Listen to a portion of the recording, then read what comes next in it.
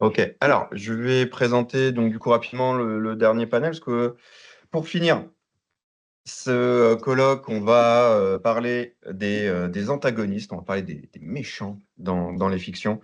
Donc on va quitter les figures sympathiques de Jules César, Henri VIII, Stéphane Bern, pour interroger d'autres types de personnages et d'autres usages aussi dans les fictions. Donc on va commencer en distanciel avec l'intervention de Maëlène Nivet, qui malheureusement voilà, ne peut pas être avec nous aujourd'hui pour des raisons professionnelles. Donc exceptionnellement, on va aussi faire les questions tout de suite après avec elle. Et donc, je la présente rapidement. Maëlène Nivet est actuellement en deuxième année de doctorat. Elle travaille donc sur l'exploitation des données archéologiques dans les jeux vidéo et plus particulièrement sur l'utilisation et le remaniement de l'imaginaire celtique à des fins vidéoludiques. Donc, je te laisse entre 20 et 25 minutes. Je te Oui, fais oui, très signe bien. oralement, du coup, si le temps vient à manquer. Ok, ça marche. Vas-y. Merci beaucoup. Tout d'abord, bonjour à tous. Je suis vraiment navrée de ne pas avoir pu me joindre à vous physiquement. Je remercie les organisateurs de m'avoir tout de même laissé la chance d'intervenir à l'écran. Et donc, pour cette intervention, je voulais explorer avec vous la représentation du personnage du barbare dans les jeux vidéo. Puisque si on s'intéresse un petit peu à l'univers vidéoludique, c'est tout de même un personnage, une figure qui revient fréquemment, peu importe le type de jeu, que ça soit un adversaire ou un personnage jouable. Et généralement, il incarne une image libre, brute, sauvage, qui est en opposition à une civilisation un peu plus encadrée. Le terme de barbare, il apparaît comme une onomatopée au VIe siècle avant Jésus-Christ pour désigner ceux qui ne parlent pas le grec. Et à cette époque, on a un autre nom pour ces personnes-là, ce sont les Celtes, les Keltoi. Les Celtes, vous les connaissez actuellement comme les populations qui vivent en Irlande, mais au niveau historique, c'est vraiment ceux qui vivaient au-dessus de la Grèce dès le premier millénaire avant Jésus-Christ. Si on revient sur le terme de barbare, dès l'Empire romain, ce terme il devient vraiment péjoratif. Il désigne tous ceux qui sont hors des conventions romaines. Et donc, il va désigner ces Celtes. Puisque, comme le dit Montaigne, chacun appelle barbarie ce qui n'est pas son usage, et les populations celtiques vivaient très différemment des personnes romaines. Alors, si certains barbares ont subi une refonte de leur image, comme par exemple les Vikings assez récemment dans l'univers populaire, ce n'est vraiment pas le cas des Celtes. Ils ont principalement, dans toute la culture populaire, des rôles secondaires et caricaturaux, et on va retrouver deux types de représentations, soit le druide, soit l'ennemi violent, un peu sanguinaire, un peu difficile à combattre, mais ils sont toujours là, principalement pour mettre en valeur un autre peuple.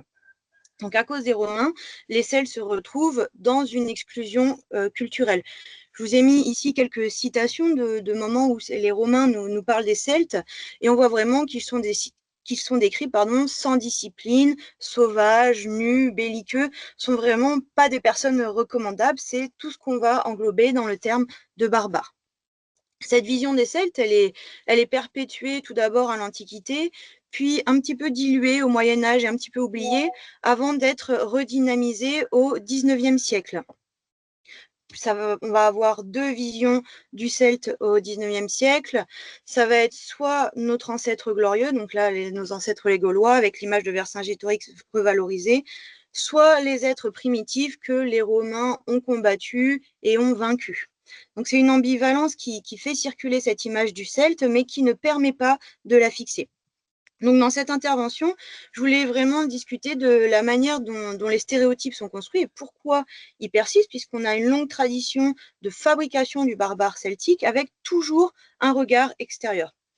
Donc je voulais qu'on se demande de quelle manière le jeu vidéo, en tant que médium moderne, contribue à la perpétuation de ces stéréotypes. Pour ça, on va utiliser une étude méthodologique interdisciplinaire pour comprendre la médiation culturelle via les récits, images et mécaniques de jeu. On va étudier pour ça trois grands jeux vidéo. Le premier, c'est Assassin's Creed Valhalla de Ubisoft en 2020 pour l'étude des constructions narratives et visuelles de l'identité celte.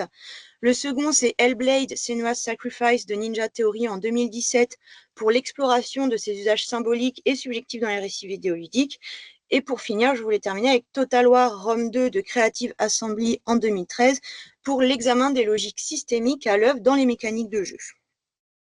Alors, on va pouvoir commencer directement avec le jeu Assassin's Creed Valhalla et plus précisément avec un de ses DLC, un de ses contenus additionnels qui s'appelle la colère des druides.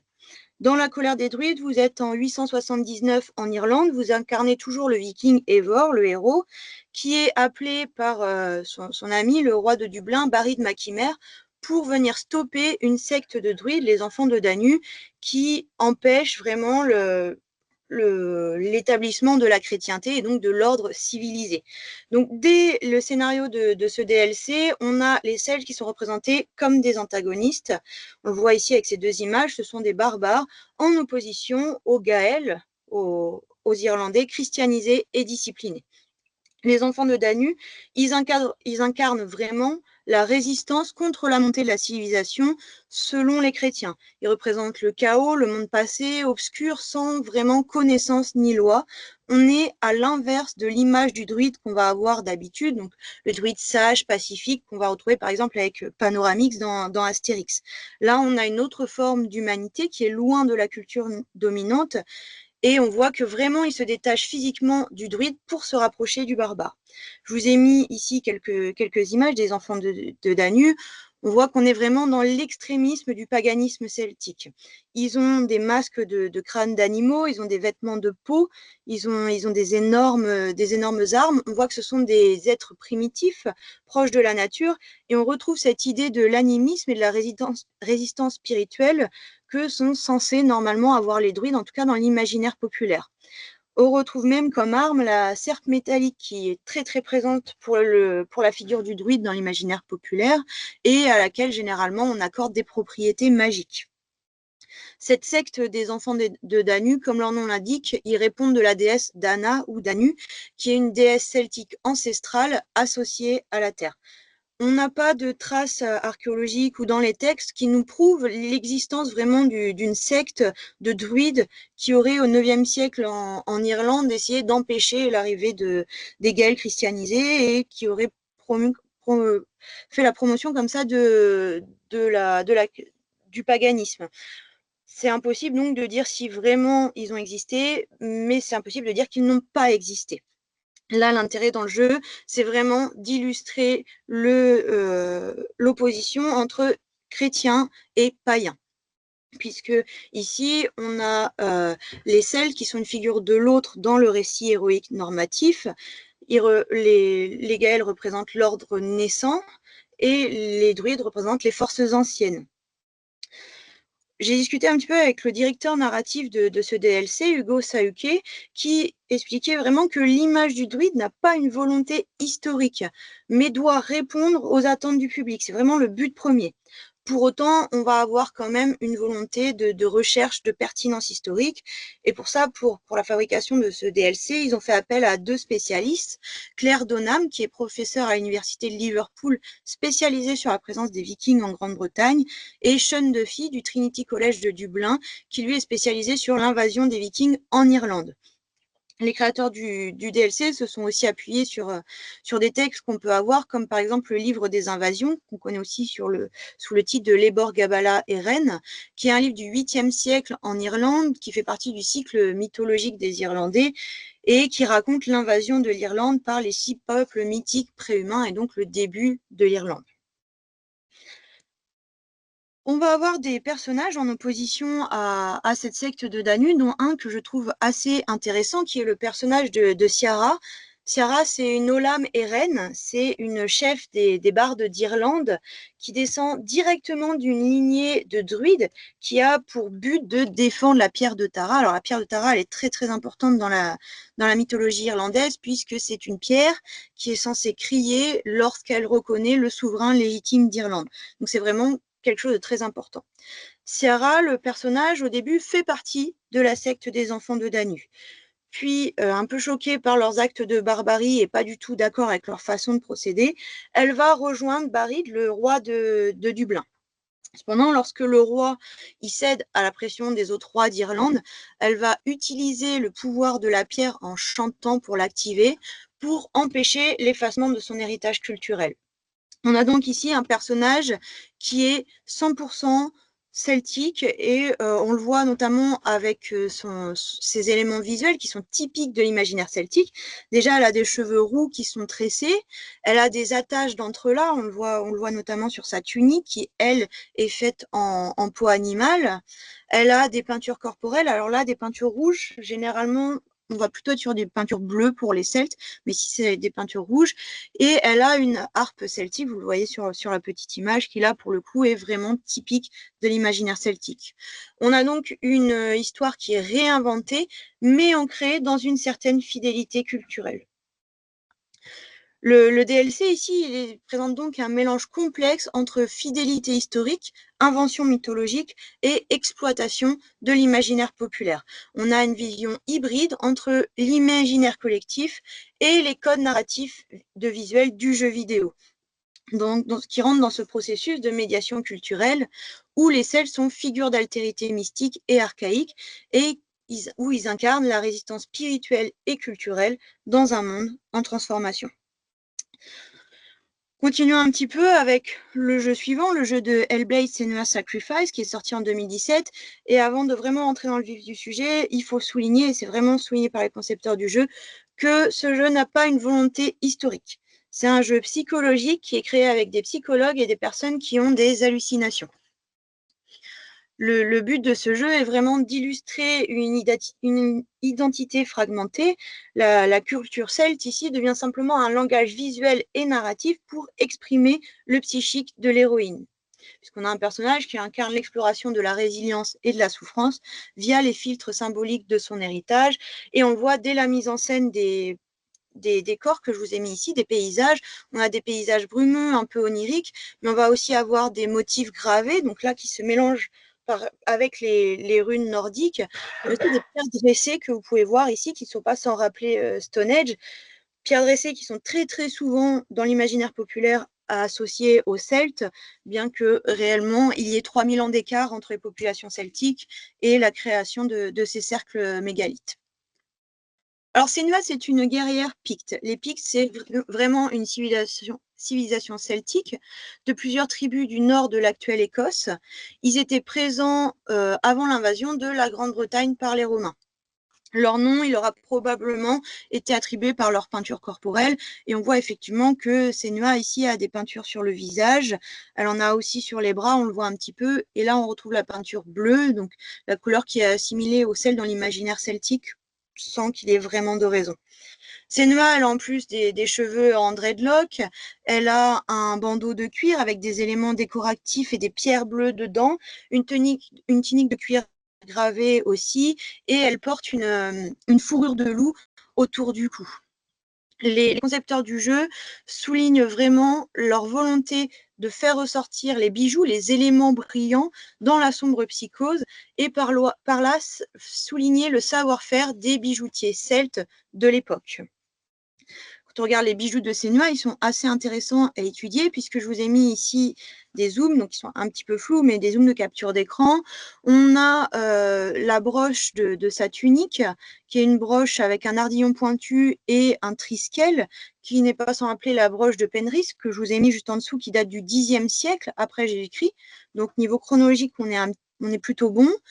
Elle a aussi une boucle de ceinture en métal qui est gravée d'entrelacs. Alors là, c'est à mettre plutôt en parallèle avec les boucles d'Alenjoie du 7e siècle après Jésus-Christ. C'est un peu plus tôt, mais on reste quand même au niveau chronologique à peu près bon. Et surtout, elle a un petit miroir rond en fer poli et à manche torsadée qui est quasiment la copie conforme du miroir de Desborough du 1er siècle. C'est assez intéressant. Là, on est très très loin au niveau chronologique de l'époque de Senua, mais on est très proche des premiers Celtes, on est très proche de l'âge du fer en Grande-Bretagne. Et donc, même si c'est anachronique, ça correspond parfaitement aux cultures celtiques. Un autre des personnages dans Hellblade qui est assez intéressant et qui est imprégné de celticisme, c'est le personnage de Druth. Druth, c'est une hallucination visuelle et auditive qui guide Senua au long de son voyage. Au cours du jeu, on apprend que son véritable nom est Findan et que c'est un Irlandais capturé et réduit en esclavage par les Vikings. Il est à mettre en parallèle avec le vrai moine irlandais Findan du 9e siècle avant Jésus-Christ, qui avait lui aussi été réduit en esclavage sur les îles Orkney. Le traitement visuel de Findan est assez intéressant. On voit vraiment qu'il est en tenue de peau de bête, il a des peintures corporelles, alors cette fois noires, il a des ossements animaux et il a les yeux vraiment écarquillés, ce qui lui donne une allure barbarique, on peut même dire. Alors bien qu'il soit inspiré d'un personnage de moine, le Findan du jeu croit aux Tuatha Dé Danann, donc aux dieux irlandais celtes, qui sont mentionnés à plusieurs reprises dans le jeu vidéo. Autre personnage intéressant et qui nous est aussi mentionné dans le jeu, c'est le personnage de Zinbel, le père de Senua. On nous dit que c'est un druide, donc c'est la première fois qu'on a vraiment la mention d'un druide dans ce jeu, et qu'il pratique le sacrifice humain. Alors c'est vraiment quelque chose un peu compliqué, puisque le sacrifice humain est souvent associé aux Celtes, puisque les auteurs antiques en parlent parfois, même s'ils ont tendance à un petit peu exagérer les actes de leurs opposants, mais on n'a pas de preuves archéologiques que réellement, peu importe quelle civilisation celtique, ait participé à des sacrifices humains. Donc le seul druide ici mentionné dans le jeu est en fait un stéréotype violent. La celticité dans ce jeu, elle dépasse la question d'authenticité historique. On a vraiment une tension entre vision fantasmée et réalité historique, où la représentation vidéoludique des Celtes est une construction fictionnelle nourrie par l'archéologie, le romantisme du 19e siècle, la fantaisie moderne et l'imagerie contemporaine. On va pouvoir passer au dernier jeu. Le dernier jeu, c'est celui de Total War Rome 2, ou même plus généralement de toute la série des Total War, qui sont des jeux de stratégie avec de la gestion politique et des affrontements militaires. Et ce sont des jeux dans lesquels on retrouve assez régulièrement les Celtes, soit comme faction jouable, soit comme faction ennemie, alors souvent en résistance aux factions romaines. Déjà, sur les cartes du jeu, les villages celtiques sont plutôt reconnaissables, avec les longères de chaume ici que vous pouvez voir, qui sont caractéristiques des villages gaulois. C'est aussi celles que vous retrouvez dans Astérix et Obélix. Donc on est vraiment sur un ancrage populaire assez fort et assez parlant au niveau visuel. Le rôle de ces factions, il passe par des mécaniques de jeu et des symboles culturels. On va avoir des factions qui procèdent généralement avec beaucoup de mobilité et avec des embuscades, ce qui crée une guerre assez asymétrique et imprévisible à mettre en opposition avec le système de guerre des Romains où ça va être beaucoup plus cadré. On a aussi, avec les factions celtiques, moins de développement urbain et donc peu de structure étatique. Ici, c'est une codification des stéréotypes. On a de l'instabilité, on a de l'exaltation tribale avec plusieurs tribus et des alliances instables. C'est parfait pour le gameplay puisqu'on utilise parfaitement les clichés. Si on regarde vraiment la façon dont ils sont représentés, l'esthétique visuelle est inspirée de l'imaginaire populaire. Certains vont avoir des peintures corporelles, la plupart ont des coiffures longues, ils ont des torques, donc ces colliers en métal, ils ont des boucliers ovales décorés, vous pouvez en voir quelques-uns ici, ils ont très souvent des brassards d'or. On est sur des éléments vraiment typiques de l'art de l'Athènes, donc de l'âge du fer, sur du celtique tardif. On va même retrouver, on le voit sur l'image de gauche, des fantassins qui portent des carnyx. Le carnyx, c'est cette énorme trompette que les populations gauloises, avant la guerre, sonnaient. Donc ça a été retrouvé au niveau archéologique. Il y en a même qui ont été reconstitués. C'est un son qui est assez fort. On va quand même avoir quelques petites digressions. Ici, je vous ai mis en exemple un des casques. On a un casque à aile avec en plus des plumes qui est très très gros, très très important. Probablement qu'on est plus sur un casque d'apparat que sur un véritable casque, mais toujours est-il que c'est inspiré d'un véritable objet archéologique. Dans Total War Rome 2, on a une faction qui s'appelle la faction des nobles druides. Ce sont des magiciens guerriers. Ils sont en nombre bien inférieur par rapport aux autres factions qu'on peut avoir, et ça, peu importe l'origine de la faction, ce qui montre non seulement leur rareté, mais aussi leur puissance. C'est une faction qui est entièrement bleue, donc on retrouve cette couleur dont je vous parlais, qui est associée dans l'imaginaire populaire aux Gaulois, pardon, et aux Celtes. Par contre, c'est une faction qui n'existe que chez les populations celtiques icènes, pas chez les autres. On n'a pas vraiment d'explication à ce niveau-là, puisque les druides existaient dans absolument toutes les tribus, en tout cas c'est ce qu'on en sait actuellement. Et de ce qu'on sait aussi, les druides ne combattaient pas comme ici, vous avez retrouvé les boucliers, les petits glaives, vous retrouvez les braies qu'ils portent, la grande moustache. On a vraiment une différence, la volonté d'exploiter l'image du druide et de la mêler aux guerriers. Ce n'est pas illogique puisque le jeu vidéo est porteur d'un discours, on a des mécaniques qui ne sont jamais neutres. Ici, dans Total War Rome 2, on a une dichotomie entre civilisation et barbarie. Le stéréotype devient un outil de gameplay plus un récit culturel, et les Celtes sont alors des figures du désordre. Et lorsqu'on simplifie ces stéréotypes, on a donc une meilleure lisibilité des factions et donc un meilleur gameplay. Le barbare, il est valorisé en tant qu'outil, en tant qu'alternative à la droiture impériale. Pour autant, on va avoir quand même pas mal de digressions historiques qui sont intégrées dans ce jeu. Notamment, on va avoir une diversité de peuples qui sont regroupés sous le nom de factions celtiques, mais historiquement, il y en a certaines qui sont fausses, pardon. Et surtout, on a un grand mélange des époques entre l'âge du fer, la Gaule romaine, le premier Moyen-Âge. Tout est mélangé dans un seul jeu, toutes les chronologies sont mélangées. On a aussi une volonté de présenter les Celtes comme barbares, comme pas organisés et comme des personnes qui manquent d'urbanisation. On sait que c'est faux. Les populations celtiques, surtout les civilisations gauloises au moment de l'invasion des Romains en Gaule, ils étaient vraiment très organisés, ils avaient des structures assez étatiques, assez carrées, ils avaient des oppida, ils avaient des monnaies, donc c'était vraiment pas des personnages qui dormaient sous un arbre et qui vivaient simplement de la chasse. Et je voulais aussi... Je te coupe juste 2 secondes pour dire Oui. qu'il reste 4 minutes à peu près. Ouais, mais c'est bon pour moi. Très bien. Et je voulais vous montrer cette image de Vercingétorix dans Total War, où on est vraiment sur le bingo du cliché de la représentation du Celte. On a les braies, la moustache, les tresses, le casque à aile, le sanglier représenté en haut et en bas du bouclier, une hache à entrelacs, donc vraiment, c'est sur le cliché, on le croirait tout juste sorti d'une BD d'Astérix Obélix ou de l'imaginaire populaire. Mais étant donné qu'on n'a aucune description physique de Vercingétorix, en réalité, c'est possible qu'il ait ressemblé à ça. C'est possible qu'il n'ait pas ressemblé à ça, mais peut-être qu'il a ressemblé à ça. On n'a pas de recherche d'exactitude archéologique dans cette série de jeux, mais plutôt une volonté de s'appuyer sur les typologies militaires et culturelles pour le gameplay. Donc là, pour les Celtes, les concepteurs vont tenter de puiser dans les stéréotypes les plus forts, qui sont la férocité, la rusticité et la tribalité. Les Celtes sont un peuple belliqueux, mais désuni, vaincu par la discipline romaine. C'est un moteur narratif et tactique qui présente un contre-modèle idéologique. Donc, les attributs de ces factions sont recomposés à partir de sources antiques, qui ne sont certes pas toujours fiables, mais qui sont tout de même des sources, de clichés modernes et de nécessités du gameplay.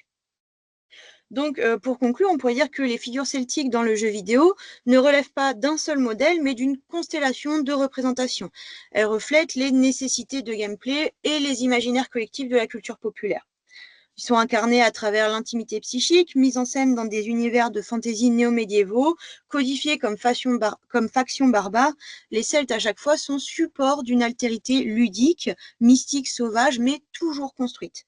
Ils s'inscrivent dans une tradition culturelle longue, où les barbares servent à définir en creux les valeurs du centre dominant. Pardon. Donc ici, Rome, la modernité et la rationalité. L'opposition, elle devient donc dans le jeu vidéo une mécanique narrative et stratégique. L'autre est fonction du récit interactif, il est moteur d'expérience ludique. Et la culture populaire numérique recycle les stéréotypes à travers le médium vidéoludique, les hybrides avec des codes du genre, au service d'une narration efficace. puisqu'il ne faut pas oublier que le but premier des jeux vidéo, c'est bien de répondre aux attentes du public et à des impératifs commerciaux. On n'a donc pas seulement la continuité d'une vision antique, mais tout un processus complexe où le passé et les contraintes contemporaines se rencontrent et créent une image figée et réductrice des peuples celtes. Ces représentations, elles façonnent la mémoire collective et donnent un aperçu sur la manière dont l'Occident regarde ses marges, ses mythes fondateurs et ses ennemis. Le jeu vidéo, loin d'être un espace neutre, est un lieu de production culturelle et idéologique où se rejouent les récits anciens avec les moyens du présent. En somme, représenter les Celtes, ce n'est jamais vraiment parler d'eux, c'est interroger ce que nos jeux disent de nous-mêmes, de notre rapport à l'histoire, à les différences et à l'imaginaire populaire. Merci beaucoup. Merci beaucoup.